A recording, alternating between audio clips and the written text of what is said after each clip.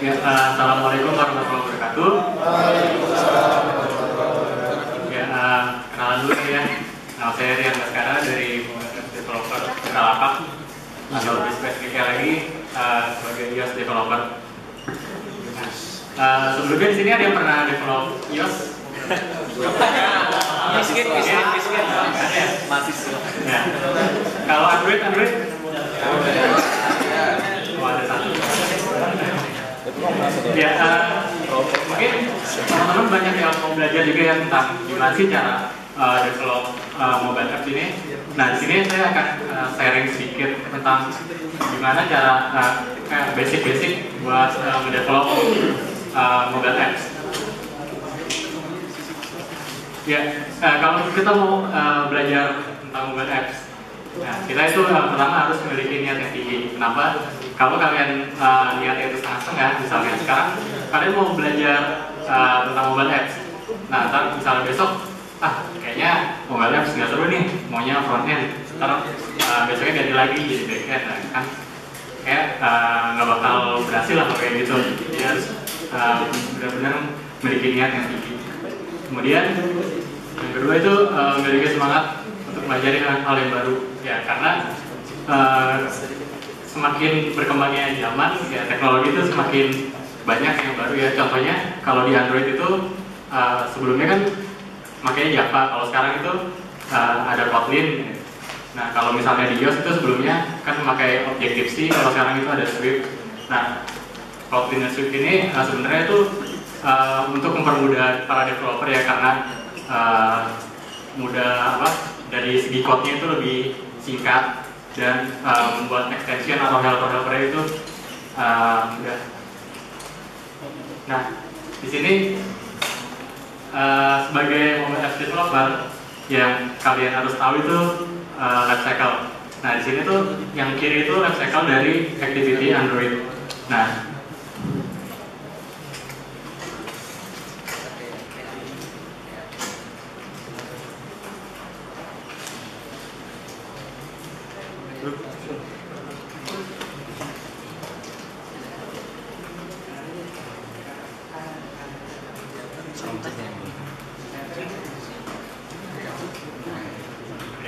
maaf ya. Nah, di sini untuk life cycle dari activity itu, jadi kalau kalian menggunakan Android pasti nggak asing dong sama activity. Nah, jadi kalau misalnya kalian manggil sebuah activity itu sebenarnya akan men-trigger beberapa function.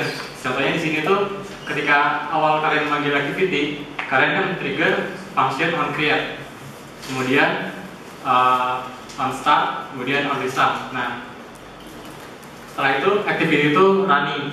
Nah, setelah misalnya kalian membuka sebuah pop-up, nah activity yang di belakang itu akan menjadi on pause. Nah, misalnya kalian dari satu activity pindah ke activity yang lainnya akan men-trigger on pause, on stop. Nah, jadi kalau misalnya kalian balik lagi ke activity, sebenarnya nggak membuat activity itu ulang. Jadi kalian men-trigger, nanti bakal men-trigger function on start ini. Nah, jadi kalau misalnya sebuah activity itu kita close ya, atau kita keluar back gitu, nah itu akan men-trigger function on destroy. Nah, kalau di iOS dia agak beda. Dia itu sebenarnya di sini ntar ada function itu namanya view did-log. Nah, itu sama aja kayak kalau di Android itu on create-nya Android. Nah, selanjutnya itu akan men-trigger function view will appear. Nah, terus dia trigger view did appear sampai kalau di iOS itu namanya view controller. Ya, kalau di Android kan activity ya. Kalau di iOS view controller, nah sampai view controller itu muncul. Nah, gimana kalau misalnya kalian buka view controller yang lain? Nah, misalnya buka halaman lain akan men-trigger function view will disappear, kemudian view did disappear. Nah, kalau misalnya balik lagi ke view control sebelumnya akan men-trigger balik lagi view will appear, kemudian view did appear. Kemudian kalau sebagai mobile apps developer itu harus bisa membuat responsive view. Kenapa? Karena ini penting karena device-device di misalnya di Android itu kan ukuran layarnya itu beda-beda.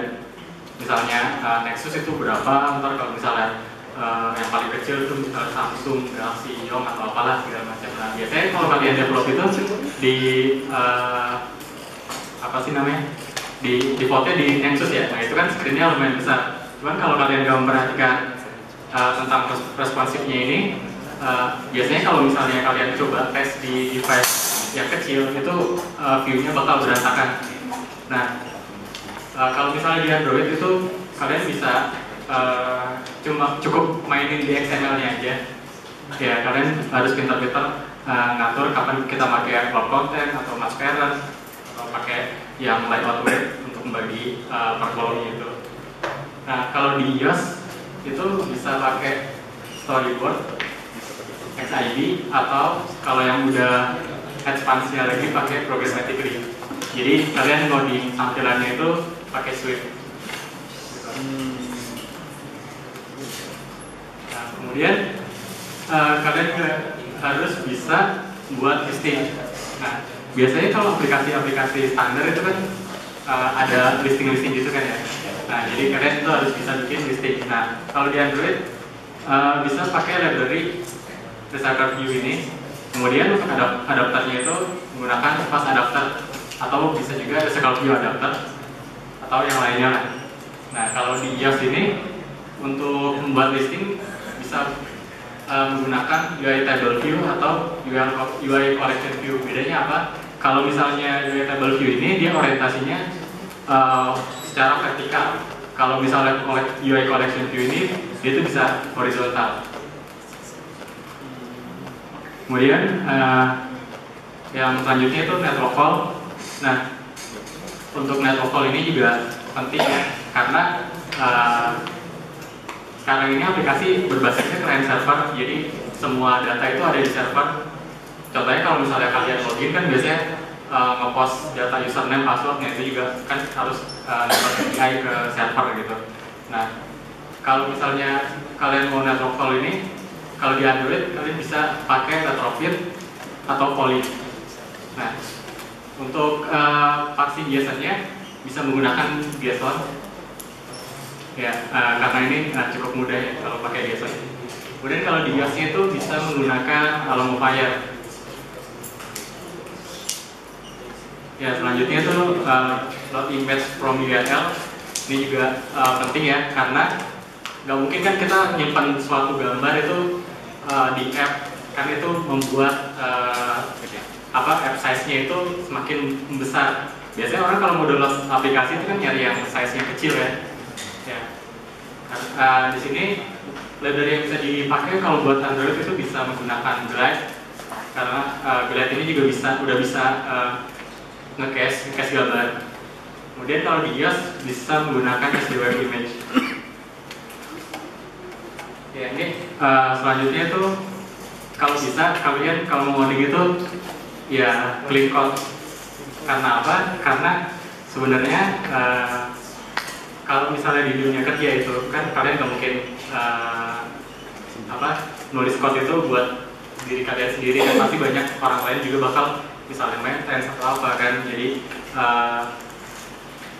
sebenarnya lebih banyak developer itu membaca codingan dibanding nulis codingannya. Jadi kalau bisa ya kita nulisnya clean code mungkin lah gitu. Ya, nulis cara clean code ini bisa mempermudah untuk mengerti kedepannya gitu. Jadi kan kalau misalnya kalian nulis code sekarang, mungkin sebulan kemudian kalian akan lupa kan kalau misalnya nggak clean code gitu. Cuman kalau clean code kan, wah ini yang buat tulis kemarin nih, gue ngerti langsung kan gitu. Nah, terus ya selanjutnya itu penting karena bisa di-maintain dengan mudah. Nah, ini untuk kalau kalian mau belajar bisa ke Rewenderlist, itu dia cukup lengkap ya.